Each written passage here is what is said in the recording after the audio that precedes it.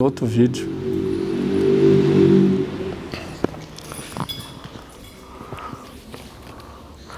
Então aqui, vamos com calma aqui. Como Deus é onipresente, onipotente e onisciente, Ele pode criar tudo o que desejar, dentro da santidade dEle. Amém? Não esquece disso. Tá? Ele pode criar tudo o que Ele desejar, desde que não fira a santidade dEle, porque Deus é santo. Amém? Mantendo o conhecimento perfeito e controle completo de todos os objetos e ações reais, incluindo o conhecimento perfeito e controle completo de todas as combinações possíveis de evento de todos esses objetos e ações. Então é assim, aqui em outras palavras está dizendo que Deus tem tudo no controle. Não tem nada que vá acontecer que Deus não saiba. Deus sabia que havia um doido aí chamado Trump? Sabia. Sabia, né? Deus sabe tudo. Deus sabia que o homem ia inventar a bomba atômica? Sabia. Deus sabe tudo. E sabe lá mais o que vão inventar que Deus já sabe também. Então assim, Deus está no controle de tudo, não tem nada que vá pegar Deus de surpresa. Né? A pessoa inventou um negócio e fala, nossa, não era para você ter inventado isso. Né? Então, a gente não pode esquecer que o mundo jaz em quem? No maligno. Tá? Deus deu uma liberdade controlada para o inimigo. É como, eu costumo usar sempre exemplo, na minha época, as pessoas tinham cachorro, primeiro ficava preso na casinha. Tinha a casinha do cachorro e ficava preso com a corrente lá, coitado. Né? Depois evoluiu. Eu lembro que meu pai pegou meu cachorro, ele esticou um arame no corredor e o cachorro, corrente presa, podia correr naquele arame ali, entendeu? E voltar, mas estava preso. E Satanás está no arame. Vocês entenderam? Ele está correndinho de cá para lá, mas ele está limitado. Não pensa que Deus está correndo atrás de Satanás. Não faz isso. Não, coitado, olha o que você fez. Não. Satanás está limitado. Né? Vocês lembram quando ele foi atacar Jó? Eu gosto muito da tradução King James em inglês, que ele vai falar assim para Deus: permita-me, por favor, que eu toque em Jó. Ele pede por favor. Né? Eu nunca fui lá no original se tem isso, mas a King James é traduzida desse jeito no inglês. Permita-me, please, permita-me, por favor, que eu toque. Ele não pode fazer nada se Deus não deixar. Ele está limitado nas ações dele. Tá bom? Então não pensa que Satanás está correndo, fazendo, acontecendo, e Deus está lá sentado em cima de uma pedra, chorando, o que ele está fazendo? Oh, não era para ser assim. Deus está no controle, amém? Amém. Tá? Isto significa que podemos confiar em Deus, que podemos confiar que Deus realizará sua vontade em nossas vidas, visto que Ele também é amoroso e bom. Então, uma das características de Deus, atributo de Deus, é que Deus é bom e amoroso. Deus é amor e Deus é bom. Tem alguém aqui que é bom? Não, sinto muito. Se falaram para você que você é uma boa pessoa, mentira. Hã? Não, quando falar assim, a pessoa é tão boa, você fala, boa na opinião de quem? Não esquece dessa pergunta. Porque na opinião de Deus, que é importante a opinião de Deus, não é? Não é a minha, não é a sua. Na opinião de Deus, ninguém é bom. Lembra que chegou um jovem para Jesus e falou, meu bom mestre. E Jesus falou o que para ele? Quem lembra?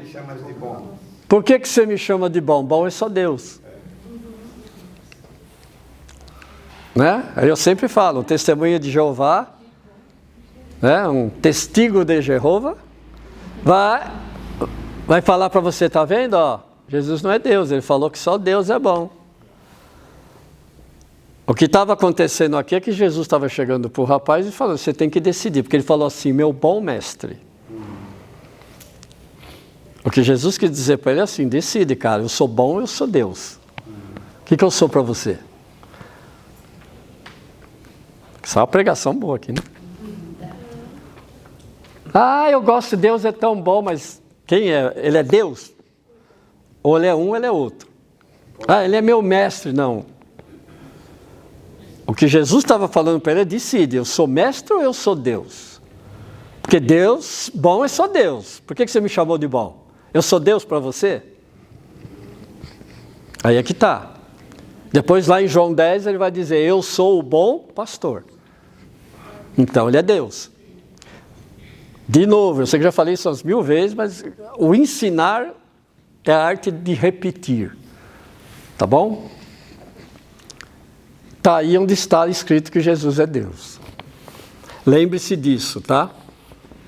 Não tem nenhum versículo na Bíblia que Jesus diz, eu sou Deus. Ele é Deus, quando você analisa essas passagens, você vê que ele é Deus. As afirmações que ele faz, é só Deus poderia fazer o que ele fez. Amém? Então quando ele fala, bom é só Deus, e depois em João 10 ele fala, eu sou o bom pastor, ele está se chamando de quê? De Deus. Amém? Tá. Então, deixa eu ver. Aí sempre tem um negocinho para meditar. Após Henry Norris Russell, astrônomo de Princeton, é uma faculdade lá nos Estados Unidos, concluir uma palestra sobre a Via Láctea, uma mulher aproximou-se dele e perguntou, se o nosso mundo é tão pequeno e o universo tão grande, podemos acreditar que Deus nos ouve? O Dr. Russell respondeu, isso depende, senhora, inteiramente de quão grande é o Deus em que você acredita. Amém? Então, ficou alguma dúvida até aqui? Real, potencial? Amém? Que Deus não pode todas as coisas, tudo bem com isso? Tá? Porque você sai e fala isso, o pessoal quer te dar uma paulada, né? Como assim Deus não pode todas as coisas? Então aí você lembra, então Deus pode mentir, já começa daí. Não, então vamos parar o assunto aqui, né? Santidade. Santidade.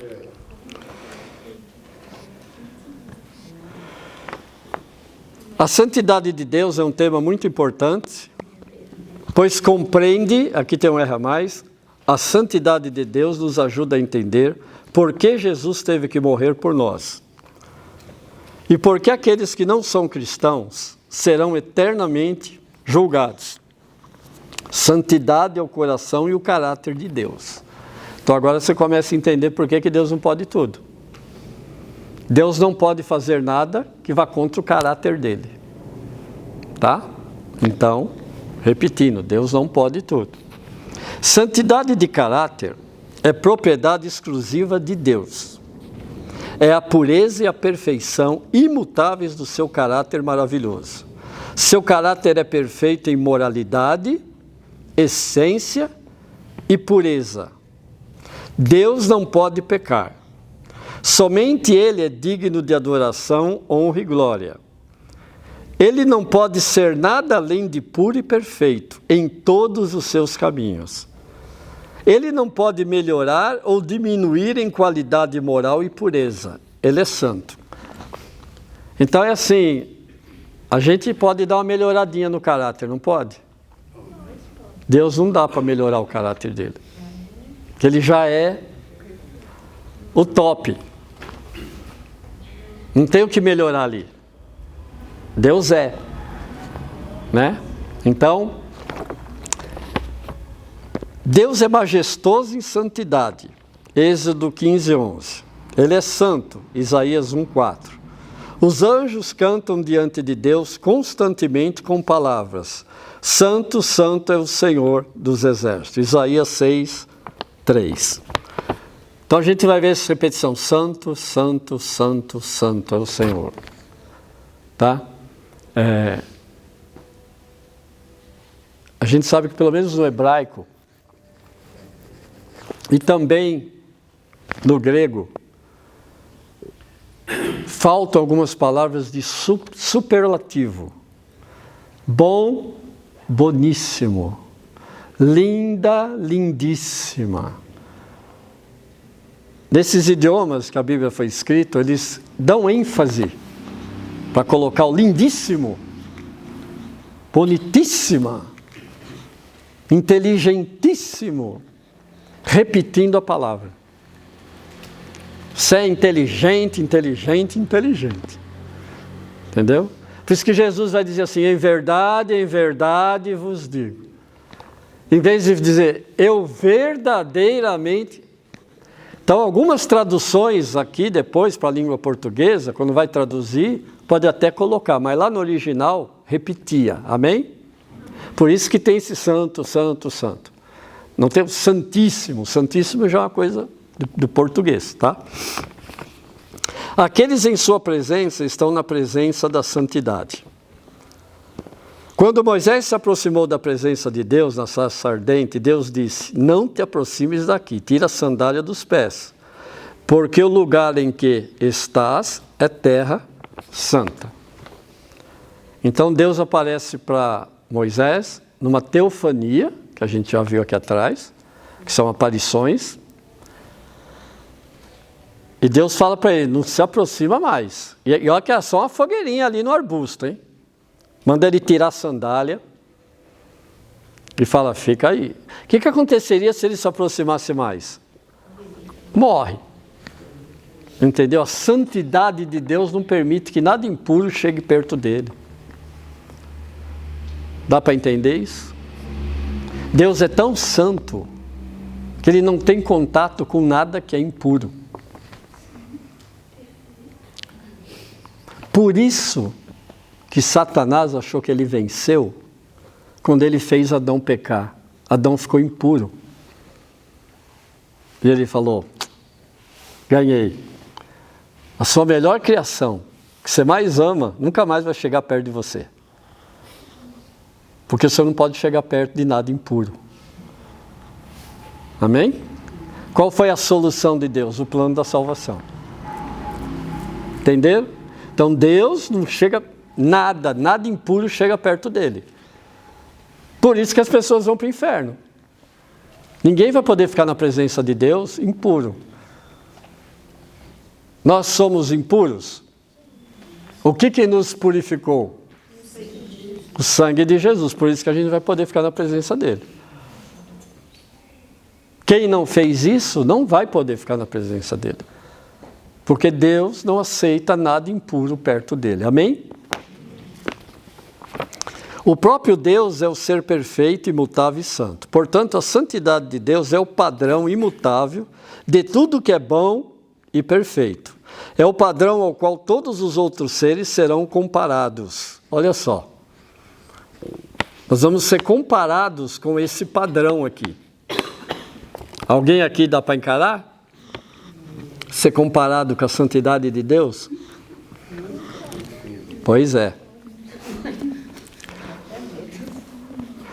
Deus diz: não mintam, porque Ele fala com base em seu caráter santo.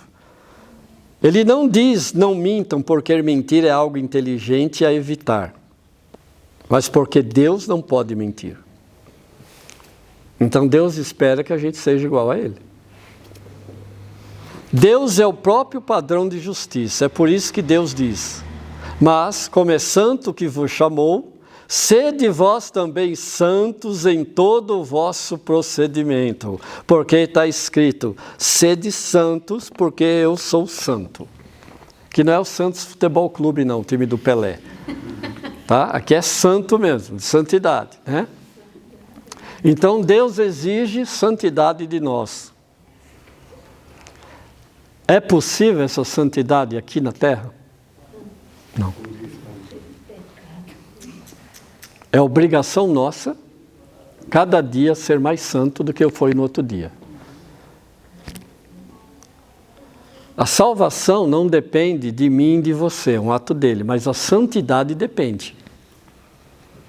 A nossa santidade nós temos que manter ela e procurar amanhã ser um pouquinho melhor do que a gente foi hoje. Mas nós nunca vamos chegar no nível que Deus quer. Isso vai acontecer quando Deus transformar o nosso corpo. Quando nós tivermos um corpo transformado. Então a santidade é um processo. Ela começou o dia que você aceitou a Jesus. Você vai melhorando, melhorando, melhorando. Tem crente que fica enroscado num lugar só, né? Mas a ideia é ir melhorando, melhorando, melhorando, até chegar o dia que Jesus nos chamar e Ele terminar a obra em nós. Amém? Porque ninguém vai conseguir ser santo aqui no padrão que Deus espera. Tudo bem? Arrependimento e sinceridade. Deus aceita o arrependimento e a sinceridade das pessoas como meio de obter o perdão dos pecados? Não, Ele não aceita. Pense nisso. Se apelarmos a Deus para nos perdoar com base no que fazemos, arrependimento, ou no que está em nossos corações, sinceridade, então estamos buscando ser justificados diante de Deus por nossos próprios esforços. Vocês concordam com isso? Cheguei. Sim ou não? Se você achar que você vai ser perdoado porque você é uma pessoa sincera e arrependida, isso é obra. Então você não precisaria ir até Jesus. Então para que tem Jesus? Para que ele morreu na cruz? Se você pudesse. Me arrependi e sou sincero. O inferno vai estar cheio de gente sincera. Cheio. Vai estar cheio de gente arrependida.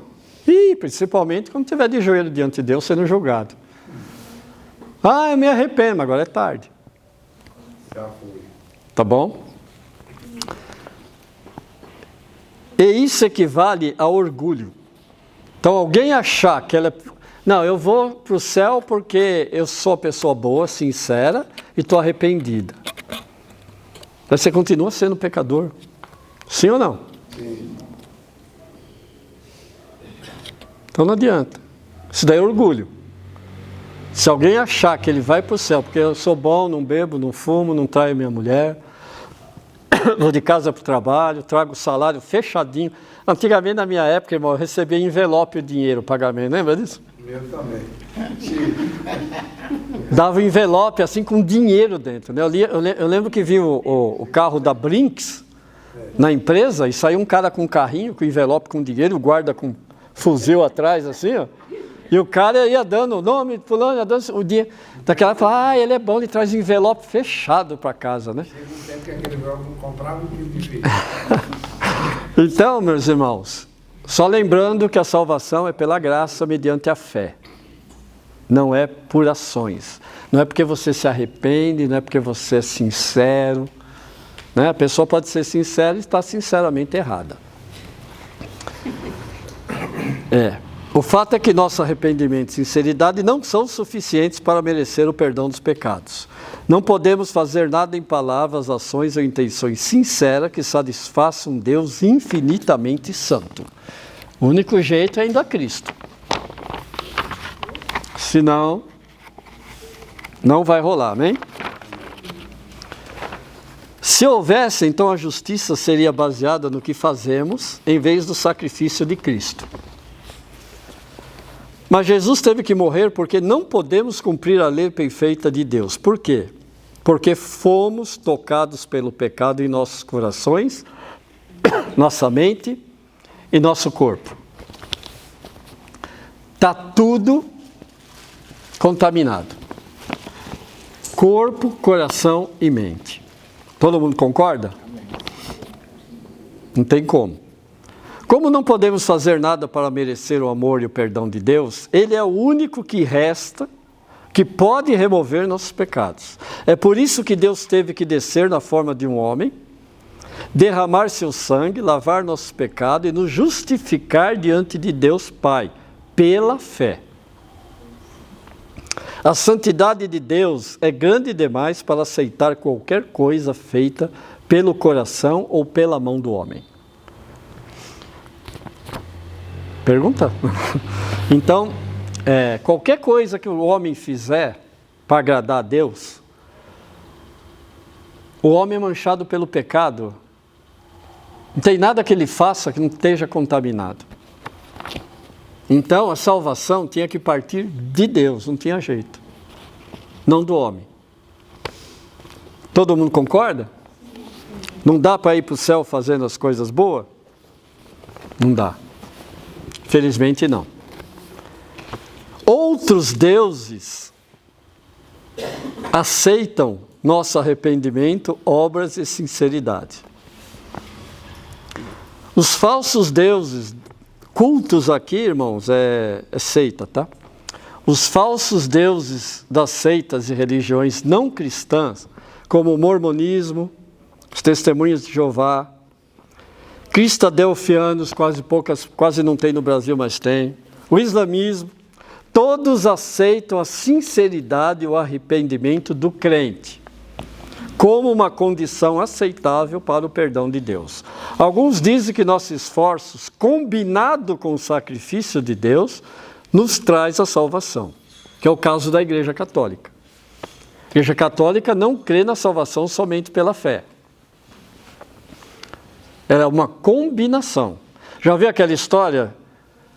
Você faz o melhor que você puder e o resto Deus faz. Isso não é graça.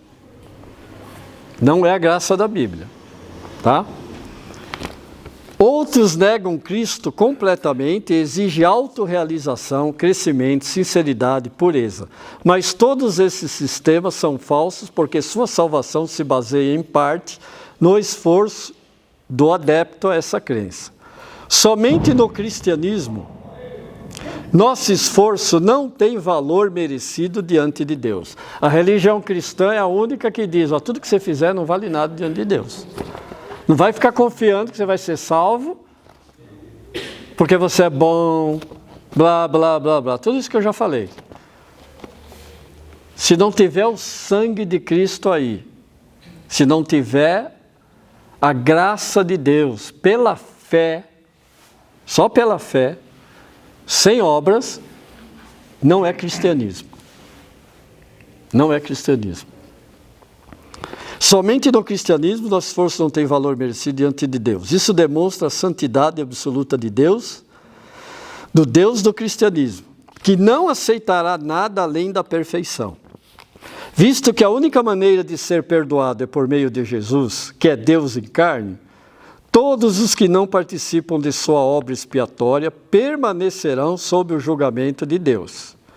Quem nele crê não é julgado, mas quem não crê já está julgado, porque não creu no nome unigênito do Filho de Deus. Pergunta até aqui? Depois eu vou fazer um no final. Tá bom, só no final? Pode não. Não, para não atrapalhar. É uma seita. Você pode pesquisar na internet. Tem muito pouco no Brasil. Nos Estados Unidos tem bastante. Como esse estudo foi traduzido de lá, então foi acrescentado aqui. Eu não quis tirar, porque eu sei que tem pessoas que não conhecem, então depois dá uma pesquisadinha no Google, cristadelfianos. Aplicação. Você deve entender quão santo Deus é e quão pecadores somos, em comparação a Deus. Deus é infinitivamente mais santo do que nós. Ele é maravilhoso em pureza e perfeição. Nós, por outro lado, somos todos tocados pelo pecado. Isso significa que estamos separados de Deus por causa dos nossos pecados. Faz sentido, então, que nada que façamos possa agradar a Deus, visto que todas as nossas ações justas são trapos de imundície diante de Deus.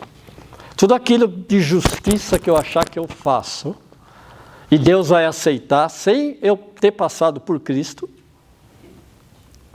tá? Isaías diz que é trapo de imundície. Quem sabe o que é trapo de imundície aqui nessa passagem? O que é, irmã? Já foi falado, né? Foi falado aqui. Pode falar. Posso falar? Pode. É a sujeira da mulher. Os absorventes, aquele pano, tá? Naquela época não tinha absorvente higiênico, se usava um pedaço de pano. Aquele pano sujo, tá? Aquele pano sujo com a menstruação da mulher, é esse trapo de imundícia. Olha só. Pessoa que chegar para Deus e falar, eu vou entrar no céu porque eu sou bom. Deus olha para ele e vê um pano. Olha só a situação. Situação do cidadão aqui, né? Portanto, a única maneira de sermos purificados dos nossos pecados é pelo próprio Deus, na pessoa de Jesus Cristo. Ao falar sobre Deus aos outros, tente transmitir-lhe a santidade de Deus. Em segunda, pergunte-lhe se são santos e se são capazes de agradar a Deus por meio de suas próprias obras, arrependimento ou mesmo sinceridade. Pergunta para a pessoa que você vai evangelizar. Você é santo? Ela vai falar, não sou santo, mas também... Então, explica que somente uma pessoa plenamente santa é aceitável diante de Deus. Aí ele vai te fazer a resposta óbvia. Então ninguém vai... Aí você vai explicar. Então tem um jeito. Amém? Estão entendendo isso? Saliente que Deus é santo demais para aceitar nossos esforços, sem o sangue purificador de Jesus. Além disso, em sua própria vida, lembre-se de que o sangue de Cristo foi derramado para purificá-lo dos seus pecados. Deus é santo, você não. Mas você é santificado pela justiça de Cristo. Portanto, por causa do que Cristo fez, não estamos sob condenação. Louvado seja Deus. Amém? Pergunta. Aquela velha passagem de Êxodo 24:9. Moisés, Nadab e Abiú e os 70 autoridades de Israel subiram e viram Deus de Israel, sobre cujos pés havia algo semelhante a um pavimento de safira, como no céu o seu esplendor. Deus, porém, não estendeu a mão para punir esse ídolo, o povo de Israel. Eles viram a Deus e depois comeram e beberam. Significa Jesus aqui nessa parte? Sim. Né? Sim. Jesus pré-encarnado. Antes dele encarnar. O único Deus que era possível ver no Antigo Testamento era Jesus pré-encarnado. Mas nunca Deus Pai. Porque Deus, Deus Pai é Espírito. Entendeu? Então não dá para você ver o Espírito. Marcos 1,15, ele diz assim, ó, o tempo está cumprido e o reino de Deus está próximo. Arrependei-vos e crede no Evangelho. Qual é o arrependimento da pessoa do pecado? Mas ela tem que crer. É o arrependimento dado por Deus. Entendeu? Deus... E tem que crer. É. Né? Porque ele fala assim, ó, e crede no Evangelho. Só Sim. se arrepender e não crer. Se Deus te tocar, tudo isso vai acontecer. Vocês concordam? Sim. É porque a gente... Um dia Deus me tocou. E eu recebi a Cristo. Mas foi só no dia que Ele me tocou. Quando chegou o momento. Ele me tocou, eu fui regenerado, e aí eu tive fé para crer, e me arrependi. Né? Então, não vou entrar aqui na questão teológica, qual que acontece primeiro, se é a regeneração, ou se é a santificação. Daqui mais para frente. Mas eu creio que são quase juntas, questão de segundos de diferença, mas tudo bem. Porque na realidade, Então, o homem é morto mesmo. Morto. Se Morto. Deus não ressuscitar ele na fé, se Deus não Justamente. ressuscitar, ele não Então, vai chegar esse aqui. arrependimento